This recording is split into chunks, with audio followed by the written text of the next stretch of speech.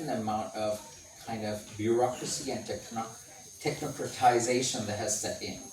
And that, rolling these things out across over 100 countries with lots of different agencies, that there has been a kind of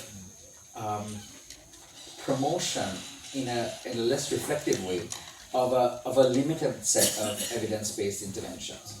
And that there are kind of bureaucratic processes by which choice of what you do is limited. So in recent years, we've been hearing from colleagues about, approved common approaches that sometimes preclude doing things that communities want. No, we can't do that. That's not one of our approaches. Or we have funding calls specifically, you've got to pick from a suite of interventions that we've got in this set of guidelines, or so on, right?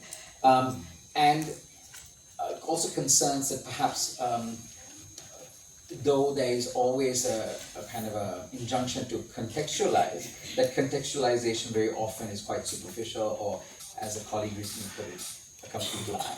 Right? So that we, for reasons of ease, but also for reasons of capacity, and for power, people take things off the shelf and apply them with very little thought as to their relevance or how they can be more appropriate for a given context or service user category. There's also a sense that there has been a greater consolidation of kind of power in terms of who's deciding. There are groupings of opaque groupings of donors who decide what the developments in the field are going to be. The role of even how funding gets distributed very often, for example, working in Sri Lanka,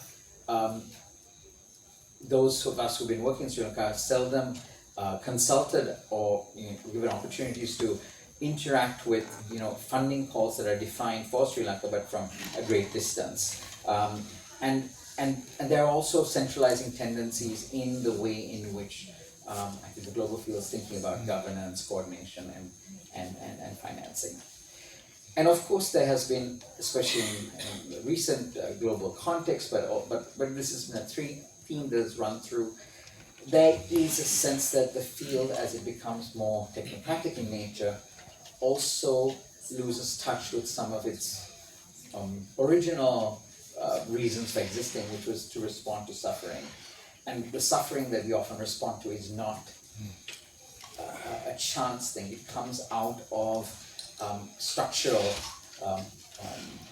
factors and political conditions, and that are at the level of kind of sometimes geopolitics, sometimes national politics, sometimes societal exclusions, forms of violence in families and communities, and in the actions of state and non-state actors, and kind of other sort of systemic reasons for the production of this form of suffering. And there's a concern that because of the sort of aversion to critique, the sense that we kind of, it's a small field, many of the key actors are either working together or old colleagues and friends, it's very difficult to have a critical discussion, and the spaces for this, even within structures of the IC reference group, but also other areas. The space for critical debate is less, and sometimes it is not welcome, and that perhaps that the lack of this means that we can't respond in transformative or aspirational ways to some of the problems that we identify.